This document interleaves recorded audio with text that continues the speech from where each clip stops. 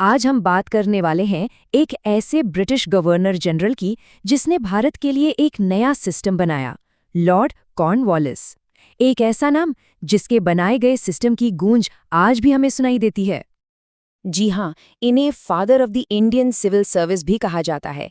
Cornwallis ने ही उस bureaucracy की नींव रखी थी जो आगे चलकर भारत की स्टील फ्रेम बनी। लेकिन इनकी कहानी सिर्फ यहीं तक सीमित नहीं है। और सबसे बड़ा सवाल तो यही उठता है कि जिस सिस्टम को उन्होंने इतनी मेहनत से खड़ा किया, उसने असल में भारत को जोड़ा या फिर एक ऐसी खाई बना दी जो आज तक नहीं भर पाई है। चलिए इसी सवाल का जवाब ढूंढते हैं। तो सबसे पहले ये समझना जरूरी है कि जब कॉर्नवालिस भारत आए तो उन्हें विरासत में मिला क्या था, और सच कहें तो हालात बेहद खराब थे। ईस्ट इंडिया कंपनी के कर्मचारी समझिए कि भ्रष्टाचार में सिर से पांव तक डूबे हुए थे। हर कोई अपना निजी व्यापार करके जेबें भर रहा था, और एडमिनिस्ट्रेशन वो पूरी तरह से अस्वस्थ था। हालत इतनी बिगड़ चुकी थी कि कंपनी मुनाफे के बजाय दिवालिया होने की कगार पर आ गई थी। अब इस चरमराते हुए सिस्टम को ठीक करने के लिए कॉर्नवालिस एक सॉल्यूशन लेकर आए, एक नया एडमिनिस्ट्रेटिव कोड। इसे ही इतिहास में कॉर्नवालिस कोड के नाम से जाना जाता है। उनका पहला काम था करप्शन की जड़ पर वार करना। उन्होंने कंपनी के कर्मचारियों की सैलरी इतनी ज्यादा बढ़ा दी कि उन्हें रिश्वत लेने की जरूरत ही न पड़े। ये सिर्फ कोई नैतिक फैसला नहीं था, बल्कि एक वफादार और कुशल एडमिनिस्ट्रेटिव मशीन बनाने की कोशिश थी जो सिर्फ कंपनी के लिए जवाबदेह हो। और यहीं से सिविल सर्विसेज को प्रोफेशनल बनाने की शुरुआत हुई। अब ये देखिए, ये वाकई बहुत दिलचस्प है कि उन्होंने पावर्स को कैसे अलग अलग किया। पहले डिस्ट्रिक्ट कलेक्टर ही टैक्स वसूलता था और वही जज बनकर न्याय भी करता था। मतलब सोचिए, एक ही आदमी के हाथ में बेहिसाब ताकत। कॉर्नवालिस ने कहा, नहीं, अब से कलेक्टर का काम सिर्फ रेवेन्यू इकट्ठा करना होगा, न्याय के लिए अलग से जज अपॉइंट किए जाएंगे। ये रूल ऑफ लॉ की दिशा में एक बहुत बड़ा और दूरगामी कदम था। आज हम जो थाना और दरोगा जैसे शब्द इस्तेमाल करते हैं, उनकी शुरुआत कॉर्नवालिस ने ही की थी। उन्होंने हर जिले में पुलिस थाने बनवाए, जिसका इंचार्ज एक भारतीय दरोगा होता था, और पूरे जिले की कमान एक ब्रिटिश सुपरिंटेंडेंट ऑफ पुलिस यानी एसपी के हाथ में होती थी। ये ढांचा कमोबेश आज भी हमारे पुलिस सिस्टम का आधार है।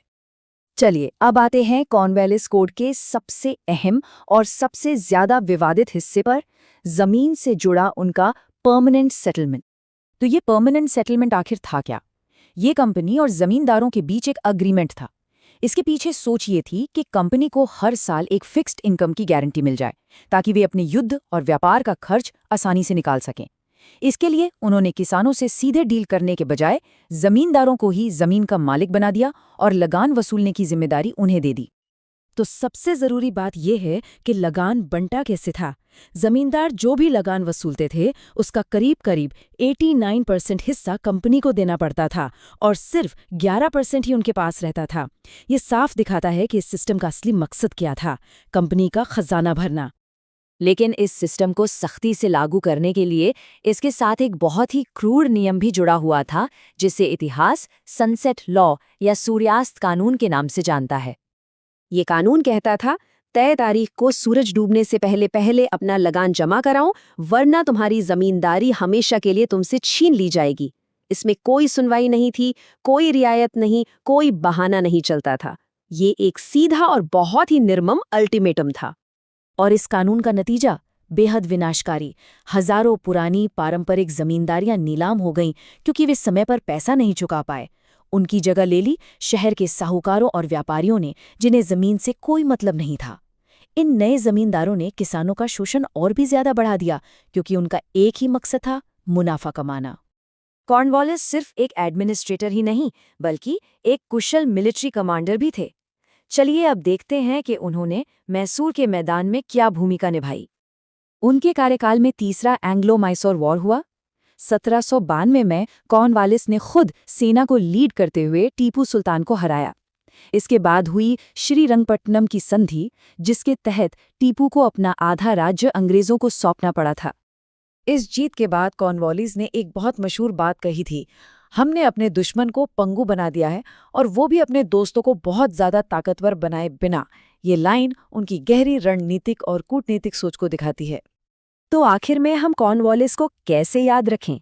उनकी विरासत एक दोधारी तलवार जैसी है, जिसके फायदे भी थे और गहरे, कभी न भरने वाले जख्म भी।